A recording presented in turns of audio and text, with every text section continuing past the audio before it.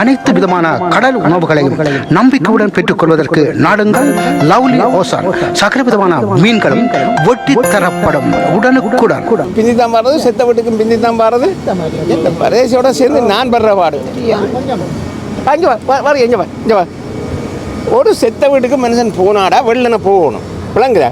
நீ வாரன்னு சொன்னான் இதில் இவ்வளோ நிற்கிறேன். அரை மணி கிழமை இந்த பிள்ளை சொன்ன செத்த விட போகிறது சொன்ன நீ சொல்ல இல்லையா? அப்படி இல்லை, நீங்கள் அடித்த நீங்கள் தானே, நான் சொல்ல இல்லையா?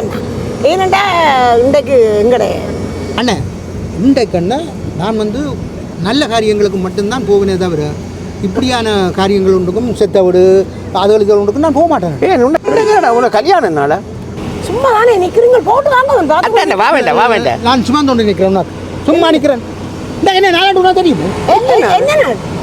என்ன நாளோ? 8 நாள் அண்ணா, இன்றைக்கு கண்டு எங்கட ஸ்ரீலங்கா வீடு இருக்கல்லோ, வீடு இன்றைக்கு குடிபுந்த நாள். அந்த நாளில் நான் எந்த விதமான செத்த வீடுகள் அது சா வீடுகள் அதெல்லாம் போக மாட்டேன். நற்காரியம்னா மட்டும்தான் போவேனே தவிர மற்றபடி நான் ஒரு போகிறேன் இல்லையா? உனக்கு இங்கே வீடு இருக்குது, ஓகே. பேருந்து அங்கே யாழ்ப்பாணத்தில் வீடு இருக்குன்றாய். சாரி அண்ணா, மன்னித்து கொள்ளுங்க. என்னென்னு கேட்டால் எனக்கு சாத்திரி சொன்னவன் இந்த வீடு கட்டி 1 வருஷம் வரைக்கும் குடிபுந்ததிலிருந்து 1 வருஷம் வரைக்கும் ஒருத்தருக்கும் இதை பற்றி ஒரு படமோ கிடமோ ஒன்றுமோ போடக்கூடாதுன்னு சொல்லி ஃபேஸ்புக்கில் ஒன்றும் போட்டுக்கிட்டு விடாது. பரவாயில்ல, உண்டா திடீர்னு என்ன இப்போ 1 வருஷமா நான் இவனும் உண்டா திடீர்னு என்ன எனக்கே இவன் சொல்ல இல்லைன்னு சொன்னா அவன் வீடு வேண்டவன் வீடு வேண்டும் வரையும் ஒருத்தருக்கும் தெரியக்கூடாதுன்னு சொல்லி அமர்த்தி அமர்த்தி அமர்த்தி அமர்த்தி கொண்டு தான் இருக்கிறாங்க. அப்போ அப்படியான காலம் தானே இது. ஏன்னு கேட்டான்னு டக்கண்டு ஆவண்டாங்களேண்டா எல்லாம் படுத்துருக்கேன். அண்ணா அங்கே அயல்கிட்ட புள்ள சுத்தர போட்டுக்கல வீடு கட்டுறாங்க.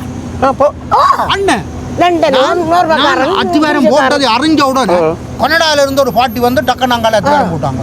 பிறகு இஞ்சால நோர்வே காலங்கள் பின்னுக்கு போட்டாங்க. கொலன்காரர் அங்கால போட்டாங்க, ஜெர்மன்காரர் இஞ்சால போட்டாங்க. அப்படியே சுற்றி ஜெர்மன் கலார் சொல்லி அந்தந்த இதுகளுக்கு ஏற்ற விதமான வீடுகளை கட்டுறாங்க. நான் என்ன செய்து விட்டேன் சொல்லுங்க? என்ன செய்தி? சுழல் மாடிய 5 மாடியை இறக்கி விட்டாங்க. எல்லாரும் கெளிச்சு போய் நிற்கிறாங்க. அண்ணன் இப்ப நான் அது வீடு பார்க்கறதுக்கு இங்கே முழு பிள்ளைகளும் இருக்கணும். இங்கே உனக்கு வீடும் இருக்கு, 1க்கு 2 வீடு வச்சிருக்கிறாய். அப்போ பேர் என்ன யாழ்ப்பாணத்தில் வீடு கண்ணு? அதுதான் நானும் சொன்னேன். நான் சொன்னா கேட்டா தானே அது சும்மா கிடக்கு வீடு இல்லை. நான் யாழ்ப்பாணத்தில் வீடு கட்டணும் மாட்டேன். சரி போனது போட்டுக்கும் ஒரு சின்ன வீடா கட்டப்பாண்டு சொன்னேன்.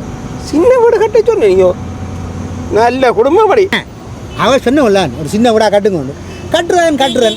ஏன் சின்ன வீடா கட்டுவான்? பொருள் பிரிக்க வீடா கட்டி விட்டேன். கோடிக்கணக்கில் முடிஞ்சிருக்கும். அண்ணா கோடிக்கணக்கில் முடிஞ்ச பிரச்சனை இல்லை. அது பிடிச்ச விஷயத்தை கை தொட்டா விடக்கூடாது. அவர் கோடிக்கணக்கில் சொல்ல கேட்டாரே இல்லைன்னு கூத்தாடினவர். இப்போ இத்தனை காசு கோடிக்கணக்கில் வீடு கட்டினாலும் பரவாயில்லை. மாதம் எவ்வளவு செலவழிக்கிறாரு கட்டு பாருங்க. சரி, நீ வாடகை கொடுக்கல சார்? வாடகை கொடுக்கல கட்டினா கொடுக்கலாம். வாடகை அங்கே வாடகை 1 லட்சம் ரூபாய் வாடகை கொடுக்குறாங்க. அவங்களெல்லாம் பழுதாக்கி அவங்க வீட்டை பழுதாக்கி போடுவாங்க. வெளிநாட்டுக்காரர் கொடுத்தாலும் ஒரு அளவுக்கு கொஞ்சம் வெளிநாட்டுக்காரரும் இங்கே இருந்து போகிற வெளிநாட்டுக்காரர் என்ன ஒரு மாதம் இப்போ வடிவா கேளுங்க எத்தனை ஆய் மாதம் அனுப்புறாரு.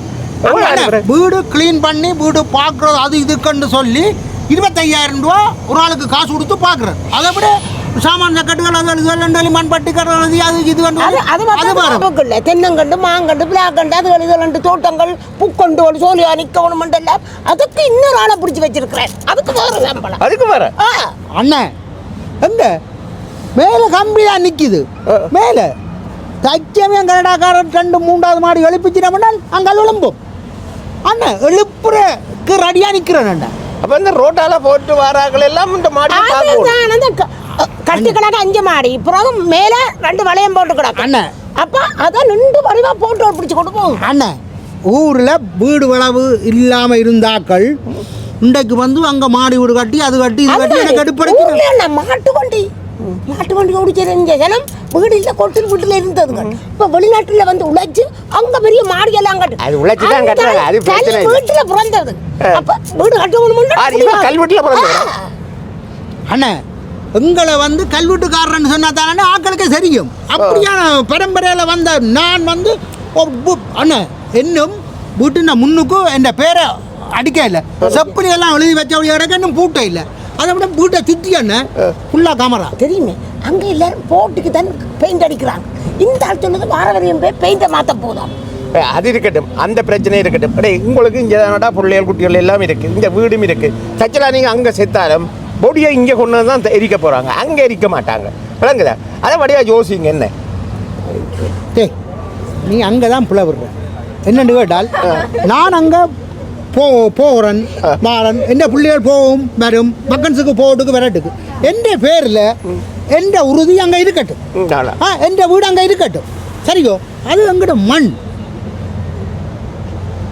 அப்போ இந்த மண்ணில் எந்த வீடு இருக்கவன் அது விளங்காம நீங்கள் நிற்கிறீங்கள்டாப்பா இப்படி தானே எங்கடையாக்கள் நாங்கள் அங்கே போகிறோமோ எங்களுக்கு அங்கே வீடு எங்களுக்கு நாங்கள் காணி எல்லாம் இருக்கிறோம் அப்படி இல்லை காணியை வச்சிருக்கிறேன் அதெல்லாம் தேவையில்லை எங்களுக்கு ஒரு இடம் அங்கே கட்டாயம் வேணும் ரெண்டு நாங்கள் எல்லோரும் உறுதி எடுக்க வேணும்னு அதை விட்டுட்டு சும்மா காசை வச்சிருந்து இங்கே கிளிக்கு ஒரு பிரயோசனம் இல்லை